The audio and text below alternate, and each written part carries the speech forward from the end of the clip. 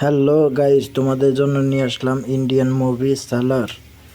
এই মুভিটা দেখে যদি তোমাদের কাছে ভালো লাগে তাহলে লাইক করে কমেন্ট করে সাবস্ক্রাইব করে দিও। মুভি শুরুতেই আমরা দেখতে পাই ইন্ডিয়ার মোস্ট পাওয়ারফুল অঞ্চল খানসারের দৃশ্য। এই ছেলেটির নাম দেবা, যে কিনা একজন সাধারণ ঘরের ছেলে। তবে তার সবচেয়ে কাছের বন্ধু হলো এই খানসারের রাজার ছেলে, যার নাম ভার্দা। এক রাজার ছেলে হয়েও সে তার মন থেকে দেবাকে অনেক অনেক ভালোবাসতো। তাই তো দেবাও তার জীবনের পরোয়া না করে তাকে সবসময় প্রোটেক্ট করত। এই হলো ভার্দার সৎ ভাই রুদ্রা। রুদ্রা প্রথম থেকে ভার্দাকে দু চোখে দেখতে পারে না। তাই একদিন রুদ্রা তার সৎ ভাই ভার্দার নোজ রিং ছিনিয়ে নেয়, যা তাদের রাজকীয় একটি প্রতীক ছিল। এই খবর দেবার কাছে চলে গেলে দেবা সেটা ফিরিয়ে আনার জন্য রুদ্রার কাছে যায়। রুদ্রা জানায়, আমি এটা তখনই দেব যখন তুই বা তোর বন্ধু এই পালোয়ানটিকে মাটিতে ফেলে দিতে পারবি। এখন এত বড় দানবকে হারিয়ে মাটিতে ফেলা একদমই অসম্ভব, কিন্তু দেবা ছিল মারাত্মক খ্যাপাটে আর অত্যন্ত সাহসী। সে তার বন্ধুর জন্য জানও দিয়ে দিতে পারে। যেখানে শক্তি দিয়ে কাজ হবে না, সেখানে অবশ্যই বুদ্ধি খাটাতে হবে। তাই দেবা এই পালোয়ানটিকে হারানোর জন্য এক বুদ্ধি আটে। দেবা প্রথমে একটি ইলেকট্রিক লাইন কেটে নেয় আর সেই পালোয়ানের কাছে গিয়ে তাকে রাগাতে থাকে। পালোয়ান রেগে যেই না দেবাকে মারতে যাবে, ঠিক অমনি দেবা সেই কারেন্টের লাইনে হাত দিয়ে পাকড়ে ধরে আর নিজে শট খাওয়ার সাথে সাথে পালোয়ানটিকে শট দিয়ে একদম মাটিতে ফেলে দেয়। এই কাহিনী দেখে উপস্থিত সবাই একদম বেকুব বনে যায়। রুদ্রার অফার ছিল তার পালোয়ানকে ফেলতে পারলে নোজ রিং তার। তাই তো পালোয়ানকে মাটিতে ফেলে দিয়ে প্রচন্ড আহত দেবা তার কাছে গিয়ে নোজ রিং চেয়ে বসে। ভয়ে চোটে রুদ্রা তাকে নোজ রিং ফিরিয়ে দেয় আর বুঝতে পারে এই ছেলে সাধারণ কেউ নয়। এ চাইলেই তার বন্ধুর জন্য নিজের জীবন বিলিয়ে দিতে পারে। এভাবেই তাদের দিন পার হতে থাকলে একদিন খানসারে গৃহযুদ্ধ লেগে গিয়ে দেবাদের দল হেরে যায়, যার ফলস্বরূপ ভার্দার বাবার দলের লোক এসে তার মাকে দেবার সামনে নিপীড়ন করতে চায়। কিন্তু ঠিক সেই সময় ভার্দা সেখানে উপস্থিত হয়ে সবাইকে থামতে বলে। তবে তারা জানায় এই নিয়ম তার বাবা নিজেই করেছিল, যে যারা যুদ্ধে হেরে যাবে তাদের সবাইকে শেষ করে দিতে। তখন ভার্দা তার হাতের একটি কড়ি ওই লোককে দিয়ে বলে, আজ থেকে আমার একটি টেরিটরি তোমার। মানে ভার্দা তার নামের একটি অঞ্চল লোকটিকে দিয়ে দেয় বন্ধুর মাকে বাঁচানোর জন্য। ফলে সেই যাত্রায় দেবা ও তার মা বেঁচে গেলে তার মা সিদ্ধান্ত নেয় এই এলাকা ছেড়ে আজীবনের জন্য দূরে কোথাও চলে যেতে। সেই সাথে সাথে দেবাকে প্রতিজ্ঞা করায় যে আর কোনোদিন যেন এই খানসারে সে পা না দেয়। কিন্তু দেবা তার মায়ের কথা না শুনিয়ে ভার্দাকে ছুঁয়ে শপথ করে আর বলে, তোর জন্য আমি শিকার হব, না হয় শিকারই হব। তুই যখনই ডাকবি আমি তখনই হাজির হব, এ আমার ওয়াদা। এই বলে সেদিনের পর থেকে দেবা ও ভার্দার দূরত্বের মধ্যে এক বিয়োগ ঘটে। তবে ভার্দা এটা বিশ্বাস করত যে একদিন না একদিন দেবা তার জন্য আবারও খানসারে আসবে, কারণ দেবা হলো ভার্দার সালার বা তার ডান হাত। এরপর মুভির কাহিনী এবার শিফট হয় 2017 সালে দিল্লি শহরে। সেখানে আমরা একজন হ্যাকারকে দেখতে পাই, যে কিনা কয়েক বছর ধরে একটা মানুষকে ট্রেস করে চলেছে। আজ হুট করে সে জানতে পারে যাকে সে ট্রেস করছে তার মেয়ে একটি ফেক পাসপোর্ট বানিয়ে ইন্ডিয়া আসছে। এখন মেয়েটাকে আর কেনই বা পুরো ইন্ডিয়ার দুর্ধর্ষ লোকরা তাকে খুঁজে বেড়াচ্ছে, আমরা তা পরেই জানতে পারবো। তাই কিছু কাহিনী মাথার উপর দিয়ে গেলেও ধৈর্য ধরে দেখতে থাকো, আশা করি পরে সবকিছু বুঝতে পারবে। যাই হোক, মেয়েটি ইন্ডিয়া আসছে শুনে দেশের কোনায় কোনায় সবাই রেডি হয়ে যায় তাকে ধরার জন্য। এদিকে যার মেয়ে ইন্ডিয়ায় আসছে তার নাম কৃষ্ণকান্ত। তাকে ধরার জন্য পুরো দেশের বড় বড় মাফিয়ারা গত 7 বছর ধরে অপেক্ষা করছে। এখন এই নিউজ কৃষ্ণকান্তের কাছে পৌঁছানো মাত্রই সে কল দেয় বিলাল নামের একজনের কাছে। সে জানায়, আমার মেয়েকে বহুবার মানা করা সত্ত্বেও সে আমাকে না জানিয়ে ইন্ডিয়া গেছে। এখন যে করেই হোক তুমি তাকে রক্ষা করো। কিন্তু বিলাল জানায় তাকে সব মাফিয়ার কাছ থেকে কেবল একজনই রক্ষা করতে পারবে, আর সে হলো আমাদের মুভির নায়ক দেবা ওরফে সালার।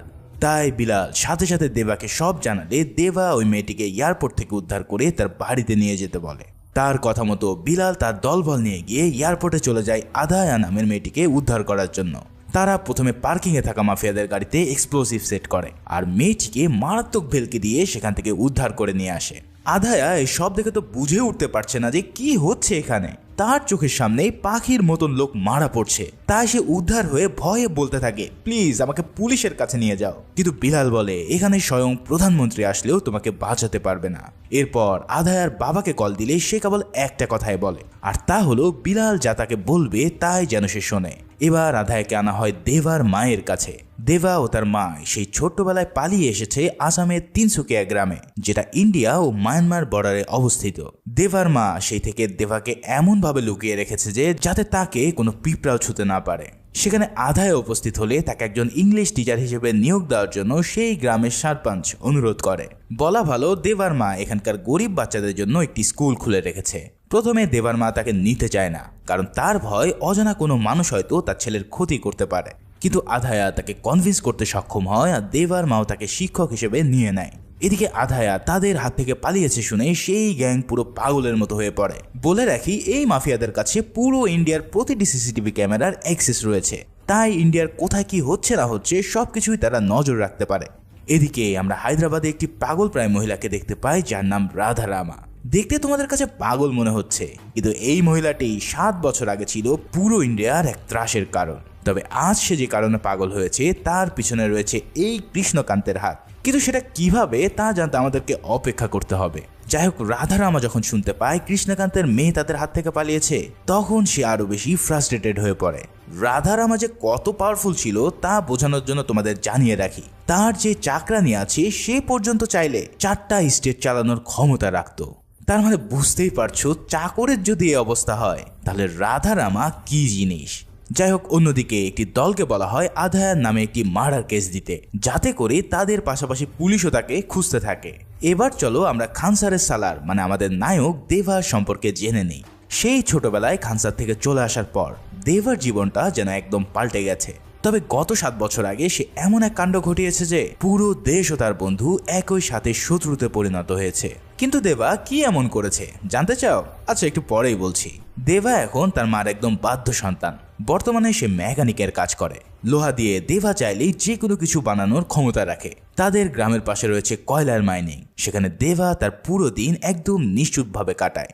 তার বন্ধু বলতে এখন সেখানকার এই পিচ্চিগুলো, যাদের সাথে সময় পেলেই সে ক্রিকেট খেলে। এই এলাকার কেউই জানে না যে দেবা কি মারাত্মক চিজ, কিন্তু তার মায়ের মধ্যে দেবাকে নিয়ে যেন সবসময় ভয় কাজ করতে থাকে। যেমন দেবা যদি সন্ধ্যা 6টার মধ্যে বাড়ি না আসে তাহলে তার মায়ের জান উড়ে যাওয়ার মতো হয়ে যায়। অথবা দেবার হাতে যদি সামান্য একটা প্লাস্টিকের ছুরিও তার মা দেখে তাতেও সে ভয়ে কাতর হয়ে পড়ে। কিন্তু কেন এই ভয়? দেবা কি এমন করেছে? একদিন দেখা যায় কিছু গুন্ডা এসে দেবার সামনেই আধায়াকে বিশ্রী রকমের টিজিং করতে থাকে। এত বড় দেহের দেবা সেখানে থাকতেও কিসের জন্য দেবা তার কোনো প্রতিবাদ করে না। এই দৃশ্য দেখে আধায়া পুরোই হতবাক হয়ে পড়ে আর ভাবে এ হয়তো কোনো পুরুষই না।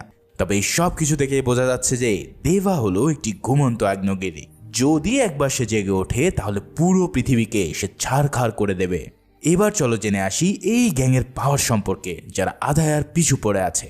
এরা যে কি পরিমাণ পাওয়ারফুল ব্যক্তি তা জানার জন্য আমরা চলে যাই গুজরাটের একটি পোর্টে, যেখানে $100 মিলিয়ন একটি আর্মস শিপমেন্টের কাজ চলছে। এই আর্মসগুলো হলো রাধা রামার, যেগুলো নেপালে পৌঁছে দিতে হবে। বিদেশি যে এজেন্ট রয়েছে সে মাত্র কয়েকজন লোককে দেখে বলে, আরে মাত্র এই কয়েকজন লোক এত অস্ত্র নিয়ে কিভাবে ইন্ডিয়া থেকে পাড়ি দিবে? এদের দেখে তো মনেই হচ্ছে না যে এরা চেকপোস্ট থেকেই বের হতে পারবে। তখন গ্যাংয়ের মেম্বার বলে, এত চিন্তা করো না, জাস্ট দেখতে থাকো। এই কথা বলার পর যখন তাদের অস্ত্র বোঝাই করা ট্রাক পোর্ট ছেড়ে যেতে চায়, তখন পুরো পুলিশ ফোর্স এসে তাদেরকে ঘিরে ধরে। কিন্তু এই অফিসাররা যেই না ট্রাকের দরজা খোলে, অমনি ভয়ের চোটে তাদের জান বেরিয়ে আসতে থাকে।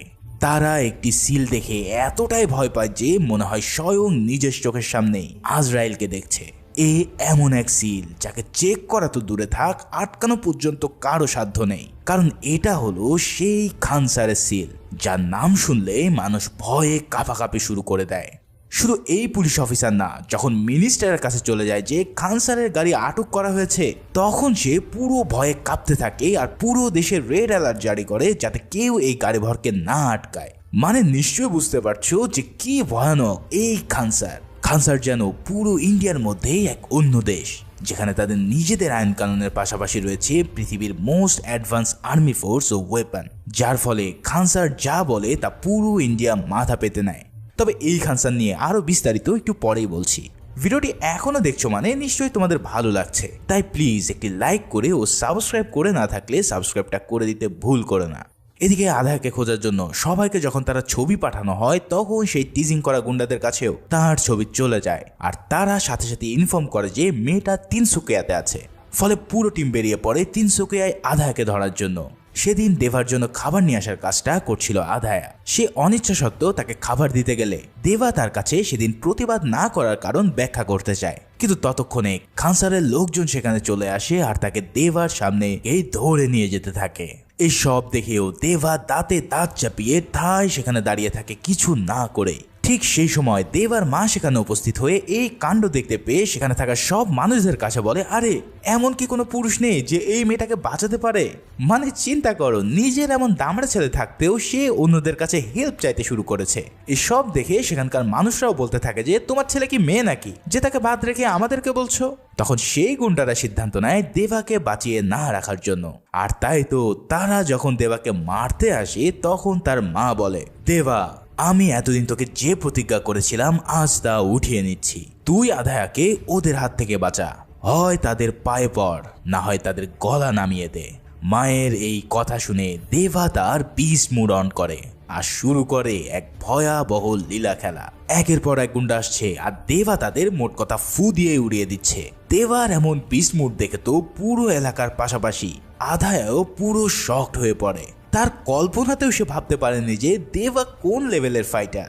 দেবা খালি হাতে তাদেরকে মেরে একদম গুঁড়ো গুঁড়ো করে দিতে থাকে আর এক পর্যায়ে সবাইকে খতম করে আধায়াকে উদ্ধার করে নেয়। কিন্তু তারপর দেখা যায় দেবার মা হন্তদন্ত হয়ে ম্যাপ খুঁজছে যে এবার তারা পালিয়ে কোথায় যাবে, কারণ দেবা ইতিমধ্যে তার বিস্ট মুডে ফিরে এসেছে। তাই সে এখন পুরো পৃথিবীটাকেই কেটে কুচু কুচু করে দিতে পারে। এখন প্রশ্ন হলো দেবাকে কেন তার মা করাল করিয়েছিল যে আর ভায়োলেন্স না করাতে। এখন সেই উত্তরের দেখাও মিলবে খুব শীঘ্রই। এদিকে আধায়াকে পাওয়া গেছে শুনে মাফিয়া গ্যাং সেই আর্মস শিপমেন্টকে খবর দেয় আর বলে এই ট্রাক নিয়ে বর্ডার পার হয়ে যাওয়ার সময় যেন তারা মেয়েটিকেও তুলে নেয়। সেই আদেশ পেয়ে তারা পথে যাওয়ার সময় আধায়া ও বিলালকে নিয়ে তাদের গাড়িতে ওঠায়। গাড়িতে ওঠার সময় তারা আধায়ের গায়েও সেই খানসারের সিল মেরে দেয়। বিলাল যখন আধায়ের হাতে সেই সিল দেখতে পায় তখন তার চোখ একদম বড় বড় হয়ে পড়ে। তবে তাকে ধরে নিয়ে যাওয়ার সময় দেবার মা সেটা দেখে ফেলেছিল। সে কোনোভাবে চায় না তার ছেলে আবারও কোনো নতুন ঝামেলায় জড়াক, কিন্তু দেবার মা মেয়েটির প্রতি মায়া অনুভব করে আর তাই তো সে নিজে দেবাকে আদেশ দেয় তাকে বাঁচিয়ে আনার জন্য। এই আদেশ পেয়ে দেবা তার সব অ্যাডভান্স ওয়েপেন নিয়ে হাজির হয় সেই গাড়িবহর থামানোর জন্য।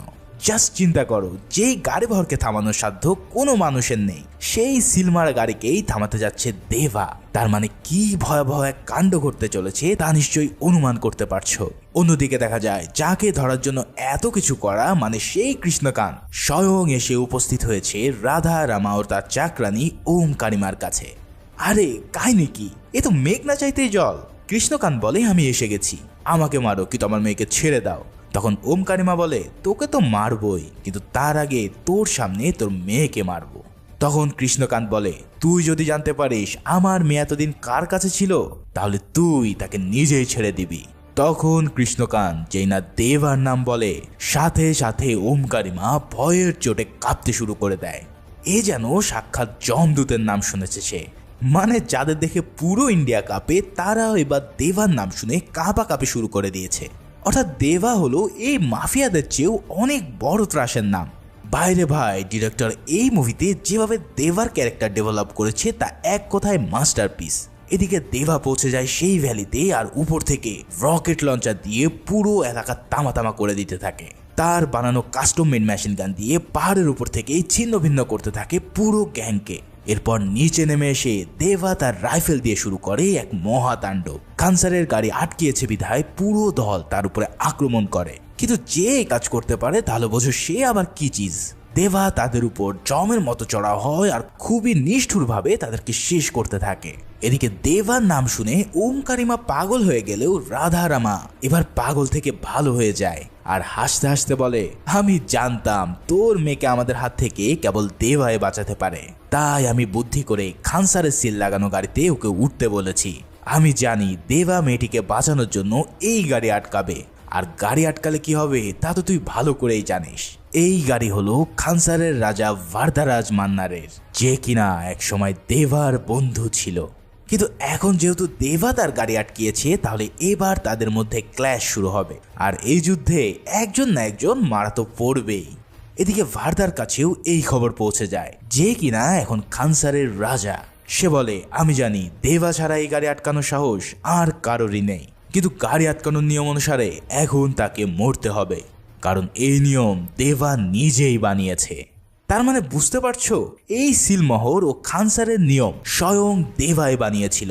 অর্থাৎ দেবা হলো খানসারের এক বিশাল বড় পার্ট, যার কারণে সেখানে থাকা সবাই যখন দেবার হাতের ট্যাটু দেখতে পায় তখন সবাই ভয়ের চোটে সেখান থেকে পালিয়ে যাওয়া শুরু করে। বাইরে ভাই, এখানে যে প্লট টুইস্ট ডিরেক্টর সাহেব দিয়েছেন তার কোনো তুলনাই হয় না। আসলে আজ যে সিন আমরা দেখছি তার 7 বছর আগে দেবা ও ভার্দা মিলে পুরো খানসার নতুন করে গঠন করেছিল, কিন্তু এরপর কোন এক অজানা কারণে তাদের মধ্যকার বন্ধুত্ব পরিণত হয় শত্রুতায়। কিন্তু আজ আবারও তাদের এক হতে হলো, যা ডেকে আনলো বিশাল এক যুদ্ধকে। কি এই খানসার, কেন দেবা আর ভার্দা বন্ধু থেকে শত্রুতে পরিণত হলো? 7 বছর আগে এমন কি হয়েছিল যার জন্য দেবার মা সবসময় ভয়ে থাকতো? এই সব প্রশ্নের উত্তর এবার বিল্লাল আদায়কে দেওয়া শুরু করে। তো চলো প্রথমেই আমরা জেনে নিই এই ভয়ঙ্কর সাম্রাজ্য খানসারের ব্যাপারে। এই সাম্রাজ্য শুরু হয়েছিল আজ থেকে 1000 বছর পূর্বে। তখন একদল দুর্ধর্ষ ডাকাত ছিল যারা গ্রামের পর গ্রাম লুট করে খানসার নামে একটি সাম্রাজ্য বানিয়েছিল। তারা এতটাই ভয়ানক ছিল যে তাদের কাছে চেঙ্গিস খা বা গজনী মাহমুদের নিষ্ঠুরতাও হার মেনে যেত। তাদের এই গোষ্ঠীতে মোট 3টি জাতি বা বংশ ছিল। 1 মান্নার জাতি, যাদের প্রতীক ছিল বুল বা ষাঁড়। 2 সাউরেঙ্গা, যাদের প্রতীক সিংহ। আর সর্বশেষ ঘানিয়ারা কাবিলা, যাদের প্রতীক ঈগল। এই 3 কাবিলা মানে জাতি মিলে পুরো খানসারকে শত শত বছর ধরে শাসন করে আসছিল পর্যায়ক্রমে। তারা এতটাই ভয়ানক ছিল যে ব্রিটিশরা পুরো ইন্ডিয়া শাসন করলেও এই খানসারকে তারা কখনোই দখল করতে পারেনি। এরপর 1947-এ ইন্ডিয়া যখন ব্রিটিশদের কাছ থেকে আজাদি পায় তখন এই খানসারের প্রধান ছিল মান্নার জাতির প্রধান শিব মান্নার। সে পার্লামেন্টে গিয়ে খানসারকে ইন্ডিয়ার ম্যাপ থেকে মুছে দেয় আর বলে এখন থেকে ইন্ডিয়ার কোনো রুলস খানসারে চলবে না, কিন্তু খানসারের রুলস ইন্ডিয়াকে কড়ায় কন্ডায় মানতে হবে। তাই তো পুরো ইন্ডিয়া তখন থেকে আজ অবধি যত ইলিগাল কাজ করা হয় তার সব কিছুতেই খানসারের ফিক্সড পার্সেন্টেজ থাকে। তাদের সবচেয়ে বড় হাতিয়ার ছিল ভয়, যা দিয়ে তারা পুরো ইন্ডিয়াতেই রাজ করতে থাকে। এভাবে শিব মান্নার এক সময় পুরো সাম্রাজ্যকে একটি নিয়মের ভিতর আনার জন্য সংবিধান তৈরি করে, যার নাম নিবন্ধন। সেই নিয়ম অনুসারে পুরো খানসারকে 101 ভাগে ভাগ করা হয় আর সেখানে প্রতিটি সেক্টরে একজন নায়ক সেট করা হয়। এবার সে 101 জন নায়কের মধ্যে 61 জনকে বানানো হয় গভর্নর আর 8 জনকে বানানো হয় সর্দার বা মন্ত্রী। সেই সাথে সাথে শিব মান্নার হয় এই খানসারের কর্তা বা রাজা। কিন্তু 1985 সালে শিব মান্নার মারা গেলে নিয়ম অনুসারে এবার রাজা হওয়ার কথা ছিল সাউরেঙ্গা বংশের লিডার, যার নাম ধারা। কিন্তু শিব মান্নারের ছেলে রাজা মান্নারের নিয়ত খারাপ হতে থাকে, তাই সে কোনোভাবেই তার বাপের আসন হাতছাড়া করতে চায় না। ফলে সে সিদ্ধান্ত নেয় রাতের আধারেই পুরো সাউরেঙ্গা বংশকে খতম করে দেওয়ার। কারণ সাউরেঙ্গারা অন্যদের চেয়ে গায়ে গতরে অনেক বেশি শক্তিশালী ছিল, তাই তাদের ঘুমের মধ্যে মারা ছাড়া তাদের সাথে পেরে ওঠা কোনোভাবেই সম্ভব নয়। তাই রাজমান্নারের চক্রান্ত অনুসারে বৃদ্ধ থেকে শুরু করে সদ্য জন্ম নেওয়া বাচ্চাকেও তারা হত্যা করে বসে। কারণ তাদের কথা হলো একজন সাউরেঙ্গাও যদি বেঁচে থাকে তাহলে তারা কোনো না কোনো দিন প্রতিশোধ নিতেই আসবে। যাই হোক, এই নৃশংসতার পর রাজা মান্নার খানসারের চারিদিকে বিশাল উঁচু দেওয়াল দেয় আর নিজের জন্য দুর্ভেদ্য আর্মি ফোর্স গঠন করে। এরপর রাজমান্নার সেই 8টি মন্ত্রী আসনের মধ্যে থেকে 5টি দিয়ে দেয় ঘানিয়ারা বংশকে আর বাকিগুলো ভাগ করে তার নিজের লোকের মধ্যে। এর মধ্যে ছিল তার শ্যালক ভালি, প্রথম স্ত্রীর ছেলে রুদ্রা, তার মেয়ে রাধারামা ও রাধারামার জামাই ভার্বা। রাজমান্নারের কিন্তু আরো 2 ছেলে রয়েছে তার ছোট পক্ষে। ভার্দা রাজামান্নার হলো তাদেরই একজন, কিন্তু সে ছোটবেলায় নিজের বন্ধুর জন্য একটি টেরিটরি দিয়ে দেওয়ার কারণে ভার্দাকে এই সব কিছু থেকে রাজমান্নার বঞ্চিত করেছিল। যাই হোক, এভাবেই রাজমান্নার তার শাসন কায়েম করতে থাকে আর একদিন রাজমান্নার বিশেষ কাজের জন্য খানসারের বাইরে যাওয়ার জন্য প্রস্তুতি নেয়। তবে তার অবর্তমানে সে রাধারামাকে অস্থায়ী রাজা বানিয়ে যায়। এই সিদ্ধান্তে রাধারামা বেশ নাখোশ ছিল, কারণ রাজা যদি খানসারের বাইরে যায় তাহলে আশেপাশে থাকা শুকনেরা যে কোনো কিছুই করতে পারে। এদিকে রাজমান্নারের জামাই ভাইবা তাকে একটি প্রশ্ন করে। সে বলে, আপনি রুদ্রাকে সর্দার বানিয়েছেন, কিন্তু ভার্দাকে আপনি সব কিছু থেকে বঞ্চিত করেছেন। সে তো আপনারই রক্ত। আমি জানি আপনি তার উপরে রাগ করলেও এখনো তাকে অনেক ভালোবাসেন। এখনো খাবার টেবিলে একটি সিট আপনি খালি রাখেন ভার্দার জন্য। তাই আমি চাই আপনি ওর সব ভুল মাফ করে আবারও ওকে একটি সুযোগ দিন। এই সব কথা শুনে রাজমান্নারও বুঝতে পারে আসলেই তো এতদিন আমি ভার্দার উপরে অন্যায় করেছি। তাই সে সিদ্ধান্ত নেয় ভার্দাকে সে বেঁচে থাকাকালীন এই সাম্রাজ্যের একজন সর্দার বানাবে। তাই রাজ বৈঠকে রাজমান্নার বলে, তোমাদের মন্ত্রীদের 8 সিটের মধ্যে একটি সিট আমি ভার্দার জন্য চাই। সেটার জন্য রাজমান্নার এবার রাঙ্গা নামের একজন মন্ত্রী সিট চেয়ে বসে। রাঙ্গা তো এই সিদ্ধান্তে একদম ভ্যাবাচাকা খেয়ে যায়। কিন্তু রাজার সিদ্ধান্তে বাইরে যাওয়ার সাহস তার কোনোভাবেই নেই। ফলাফল, রাজমান্নার বলে আমি বাইরে থেকে আসার পরেই ভার্দা এই খানসারের একজন সর্দার হবে। তবে এই সিদ্ধান্তে পুরো মন্ত্রিসভায় যেন একদম বিষিয়ে ওঠে। বিশেষ করে রুদ্রা, সে ছোটবেলা থেকেই ভার্দাকে একদমই সহ্য করতে পারতো না। তাই সে রাঙ্গাকে কান পড়া দিয়ে খেপিয়ে তুলতে থাকে। সে বলে, জানিস রাঙ্গা, এতজন থাকতেও তোর সিটি কেন রাজমান্না চেয়ে বসলো? কারণ তোর বাপকেই আজ থেকে 25 বছর আগে ভার্দা তার কড়ি দিয়ে দিয়েছিল। তাই ভিক্ষা দেওয়া টেরিটরি আবারও তোর কাছ থেকে ছিনিয়ে নেওয়া হলো। এই সব কথার মাঝে জামাইবাবু ভার্বা এবার আবারও এক প্যাচ লাগায়। সে বলে, এই সাম্রাজ্যের যে সংবিধান বা নিবন্ধন আছে সেখানে বলা হয়েছে যে যার সবচেয়ে বেশি শক্তি সে এই রাজ্যের মালিক হবে। তাই তুমি যদি রাজমান্নারের চেয়ে শক্তিশালী হতে পারো তাহলে এই কুর্সি তোমার হয়ে যাবে। এখন এই চেয়ার তোমার নিজের করে রাখার একটা মাত্রই উপায় আছে, আর তা হলো ভার্দাকে প্রাণে শেষ করে দেওয়া। ভার্দায় যদি না থাকে তাহলে রাজমান্নার কাকে সর্দার বানাবে? এই সব কথা শুনে রুদ্রা ও রাঙ্গা তাদের নিয়ত চেঞ্জ করে ফেলে আর ভার্দাকে আজ রাতেই খতম করার প্ল্যান বানায়। মানে বুঝতেই পারছো, এই জামাইবাবু ভার্বা রাজার নিজের লোক হয়েও তাকে তলে তলে পিঠে ছুরি মারতে চলেছে। যাই হোক, প্ল্যান ফিক্স হয়ে গেলে রুদ্রা ও রাঙ্গা মিলে ভার্দার যেই এলাকা ছিল তা পুরো কেটে কুচি কুচি করতে থাকে। এক পর্যায়ে ভার্দাকে তারা আটক করে আর তাকেও শেষ করে দিতে উদ্যত হয়। কিন্তু ঠিক তার আগ মুহূর্তেই রাধা রামার রাজপ্রাসাদের ঘন্টা বাজিয়ে দেয় আর সিজ ফায়ার জারি করে।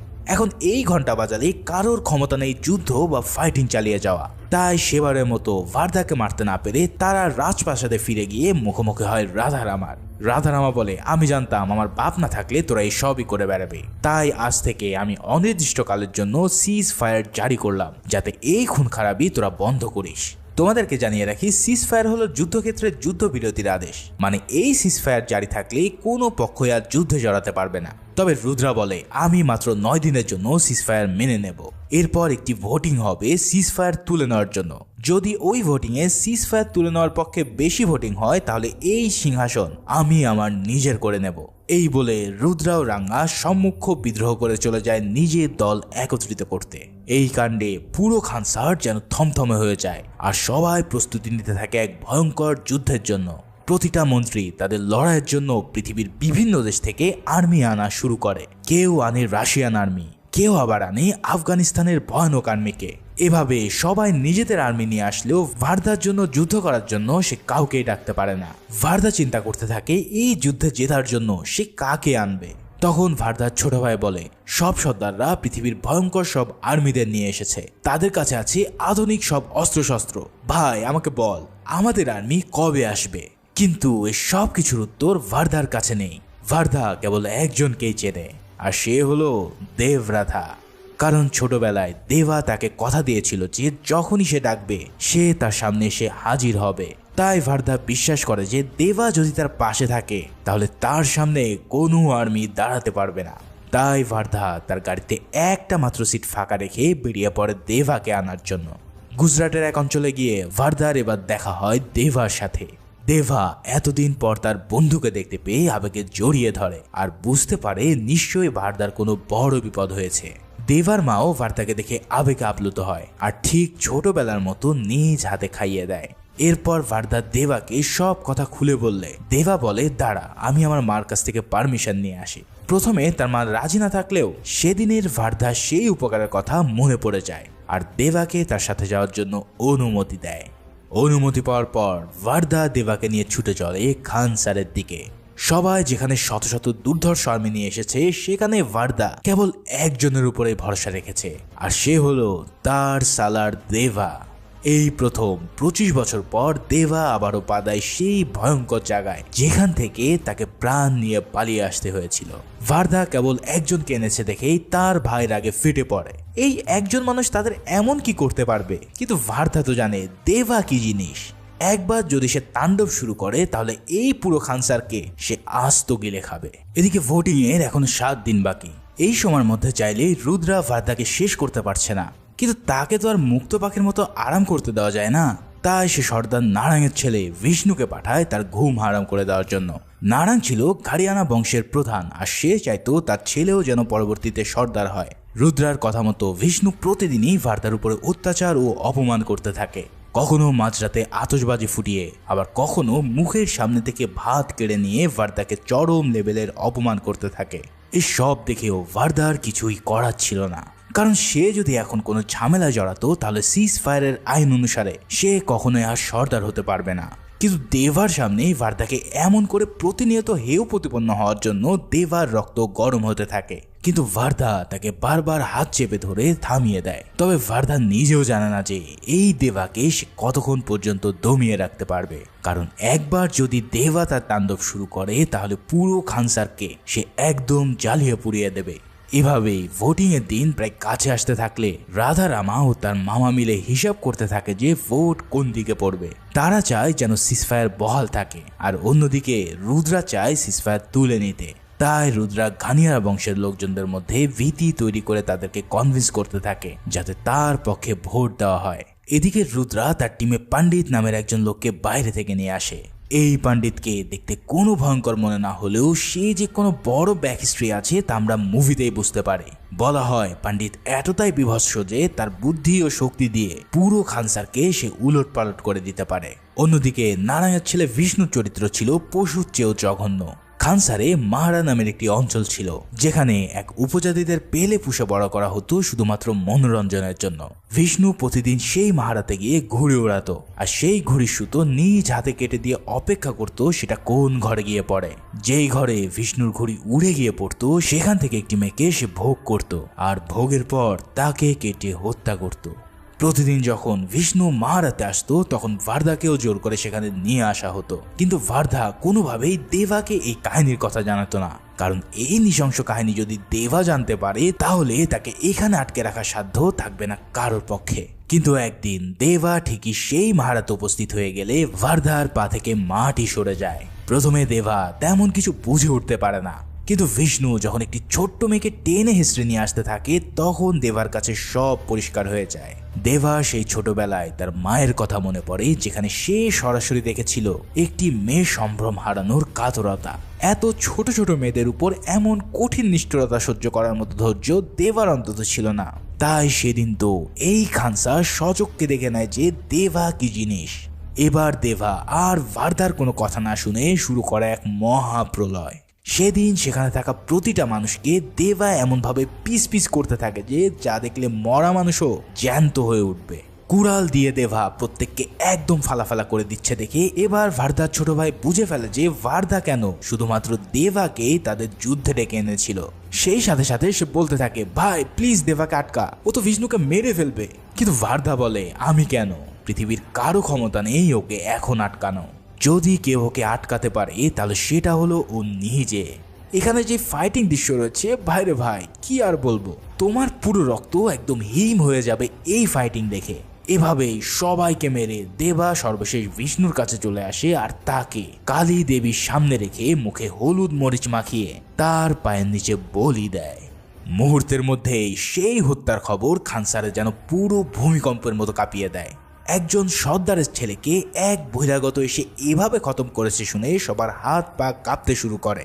এই অপরাধে খানসারের আর্মি তাদের সবাইকে জেলে ধরে নিয়ে যায় আর পরের দিন তাদের বিচার হবে বলে সিদ্ধান্ত নেয়। এদিকে রাধারামা নারায়ণকে সান্ত্বনা দেয় আর বলে, দেখো তোমার ছেলেকে খুন করেছে দেভা, এখানে ভার্দার কোনো দোষ নেই, তাই আমি আশা করব তুমি ভার্দার পক্ষেই থাকবে। কিন্তু রুদ্রা তাকে খেপিয়ে দেয় আর বলে, এই ভার্দাই দেভাকে ডেকে এনে তোমার ছেলেকে হত্যা করেছে। এই সব শুনে নারায়ণ অনেক খেপে যায় ভার্দার উপর। এদিকে বিচারের দিন এলে সব গার্ডদেরকে বিচারকের রুমে ম্যাগাজিন খুলে ঢুকতে বলা হয় যাতে কোনো ধরনের কোনো অপ্রীতিকর ঘটনা না ঘটে। বিচার শুরু হলে নারায়ণ চলে যায় ভার্দাকে মৃত্যুদণ্ড দিতে। তখন দেভা তার হাত পায়ে পড়তে থাকে আর বলে, আমি তোমার ছেলেকে মেরেছি, প্লিজ তুমি ভার্দাকে ছেড়ে আমাকে মারো। এদিকে ভার্দাও দেভাকে বাঁচানোর জন্য মিথ্যা বলতে থাকে। এক পর্যায়ে নারায়ণ খেপে গিয়ে যেই না ভার্দাকে আঘাত করতে যাবে ঠিক সেই সময় নিজের প্রাণপ্রিয় বন্ধুর গায়ে হাত দেওয়ার কারণে সে এক কোপে নারায়ণের হাত কেটে নেয়। ভাই রে ভাই, জাস্ট চিন্তা করো দেভা এটা কি করলো। এক সর্দারকে সে সবার সামনে জাস্ট খেয়ে দিল। এই কাণ্ড দেখে সেখানকার আর্মিরা ভয়ের চোটে ঠিকমতো গানের মধ্যে ম্যাগাজিন রিলোড করতে পারছিল না। দেভা বলতে থাকে, তোদের বলেছিলাম ওর গায়ে হাত না দিতে, কিন্তু এরপরেও যখন বাকিরা এসে তাকে মারতে উদ্যত হয় তখন দেভা বলে ওঠে, প্লিজ আই কাইন্ডলি রিকোয়েস্ট। আর এই বলে এবার সে তরোয়ালের এক কোপে নারায়ণের মাথা কেটে নামিয়ে দেয়। পুরো মুভির মধ্যে যদি কোনো গুজবাম শট থাকে তাহলে এর উপরে আর কোনোটাই হতে পারে না। এই কাণ্ডে আমার মতো পুরো ক্যারেক্টারগুলো একদম ভয়ে বরফ হয়ে যায়। এরপর দেখা যায় আবারও দেবা ও ভার্দাকে জেলে নিয়ে আসা হয়, আর ভার্দা এবার দেবাকে বলে, আমি অনেক চেষ্টা করেছিলাম তোকে এখানে না আনতে, কারণ জানি তুই এখানে এলে এই অবস্থাই হবে। এদিকে ইতিমধ্যে ভোটিং এর অ্যানালাইসিস শুরু হলে দেখা যায় যদি রাজমান্নার ফিরে এসে তার ভোট দেয় তাহলে দুপক্ষেই 48 ভোট করে পায়। যেহেতু বিষ্ণু আর নারাং মারা গেছে তাই 101 ভোটের মধ্যে 4 ভোট বাদ দিয়ে হয় 97 ভোট। এখন মাত্র 1 ভোট বাকি থাকে ভার্দার।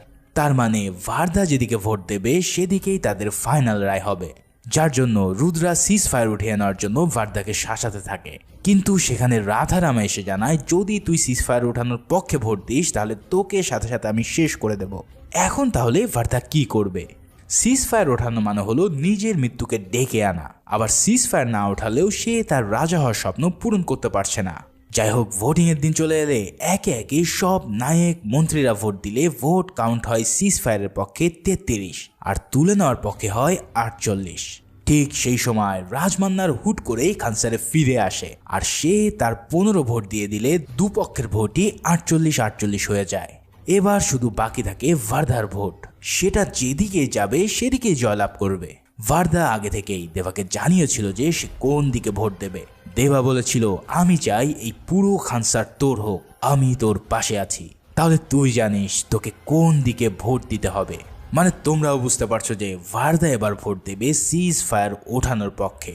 ঠিক সেভাবেই ভার্দা যখন তার ভোটিং সিজ ফায়ার তুলে দেওয়ার পক্ষে দিয়ে দেয় তখন এই কাণ্ডে রাধারামা ও রাজমান্নার পুরোই শকড হয়ে পড়ে। আরে যাকে বাঁচানোর জন্য সিজ ফায়ার রাখতে চাইছি সেই কিনা সিজ ফায়ারের বিপক্ষে চলে গেল। আসলে ভার্দা চায় রক্তের বন্যা বইয়ে দিয়ে এই খানসারকে নিজের করে নেওয়ার জন্য। তাই ভোটিং হয়ে গেলে ঘোষণা হয় আজ রাত 12:01 পর থেকে খানসারের সব সিজ ফায়ার উঠে যাবে। ফলে এবার শুরু হবে খানসার দখল করার জন্য এক তুমুল লড়াই। একদিকে রাধারামা ও রাজমান্নার, অন্যদিকে রুদ্রা, রাঙ্গা, এমনকি তার মামাও। কে এবার রাজ করবে এই খানসারকে? এই যুদ্ধে যে জিতবে সেই হবে খানসারের পরবর্তী রাজা। তাই তো সবাই সবার গার্ডকে অ্যালার্ট করে দেয় এক মহা যুদ্ধের জন্য। এদিকে রাঙ্গার খুব শখ ছিল যে ভার্দাকে নৃশংসভাবে হত্যা করার। রাঙ্গা 100 জন মানুষকে ড্রাগস দিয়ে জীবিত জম্বি বানিয়ে রেখেছিল। তাই সে প্ল্যান করে এই জম্বিদের মধ্যে ভার্দাকে ছেড়ে দিয়ে তাকে শেষ করে দেবে। তাই সেই অনুসারে ভার্দাকে নিয়ে যাওয়া হয় ওই জম্বির আস্তানায়, আর সব মানুষরূপী জানোয়ারদের মধ্যে তাকে লেলিয়ে দেওয়া হয়। এদিকে দেবা সহ তার সকল লোকজনদেরকে ধরে আনা হয় জবাই করার জন্য। সেখানে সবাইকে শুয়ে তাদের পাশেই তলোয়ার ধার দেওয়া শুরু করে তারা। এটা দেখে দেবা বলে, এভাবে ধার দিলে কেবল চামড়াই কাটবে, আরো ভালো করে ধার দে যাতে হাড্ডি পর্যন্ত কেটে যায়। এই বলে সে এক মহিলার কাছে যায় তার হাতে একটি ট্যাটু আঁকাতে। সে বলে, আমার চোখে তুই যা দেখছিস সেটা আমার হাতে আঁক। মহিলাটি তার চোখ দেখে বুঝতে পারে যে এর চোখে রয়েছে ড্রাগনের ছবি, যা পুরো খানসারকে জ্বালিয়ে দেবে। তাই সে ট্যাটু আঁকতে থাকে। আর যেই না তারা সবাইকে জবাই করতে যাবে ঠিক সেই সময় দেবা তাদের সাথে কি করেছিল তা হয়তো আর বলা লাগবে না। এদিকে ভার্দা একাই সেসব জম্বিদের মারতে মারতে যখন ক্লান্ত হয়ে পড়েছিল তখন সেখানে উপস্থিত হয় দেবা। দেবা এসে সবগুলোকে সেই তরোয়াল দিয়ে কচু কাটার মতন কাটতে শুরু করে। এরপর দুজন মিলে সেই জম্বিদেরকে সাফ করার পর রাঙ্গাকেও সহি সালামতে উপরে পাঠিয়ে দেয়। এরপর আমরা দেখতে পাই রাজমহলের রাজমান্না তার মেয়ের রাধারামার সাথে আলাপ করছে। সে জানায়, তুমি কি জানো আমি কেন বাইরে গিয়েছিলাম? আমি জানতে পারি বিশাল এক অস্ত্রের অর্ডার আমাদের এখান থেকে করা হয়েছে, কারণ কেউ একজন চায় আমার চেয়ে শক্তিশালী হওয়ার জন্য। কিন্তু তার চেয়েও সবচেয়ে ভয়ের ব্যাপার হলো তোমার স্বামী ভার্বা, কারণ ভার্বা আসলে মান্নার বংশের কেউ না। সে এতদিন আমাদের সাথে মান্নার হওয়ার নাটক করেছে। মূলত সে হলো আমার 25 বছর আগের শত্রু সাউরঙ্গা বংশের বংশধর। আমি সেদিন সবাইকে শেষ করতে বলেছিলাম, কিন্তু সেদিন ভার্বা সহ আরো অনেক সাউরঙ্গাকে টানেলে লুকিয়ে রাখা হয়েছিল।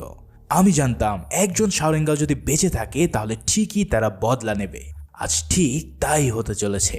তখন আমরা একজন লোককে দেখতে পাই যে কিনা এই সব কথাবার্তা রাজমান্নারকে বলেছিল। সে বলে, আমরা এতদিন অপেক্ষায় ছিলাম তোদের শেষ করার জন্য, আজ সেই সময় চলে এসেছে। তোর মনে আছে সাউরঙ্গাদের সর্দার ধারার কথা? তারই তো রাজা হওয়ার কথা ছিল সেদিন, কিন্তু তুই সবাইকে মেরে তা হতে দিসনি। তবে সেদিন ধারা মারা গেলেও তোর ছেলে ভার্দা তার বাচ্চা ও স্ত্রীকে বাঁচিয়ে দিয়েছিল। তার মানে সে আর কেউই নয়, সে হলো শৌরেঙ্গা বংশের উত্তরাধিকারী ও এই রাজ্যের হকদার রাজা সালা দেবরাথার রাইসার। ভাই রে ভাই, টুইস্ট কাকে বলে একবার চিন্তা করো।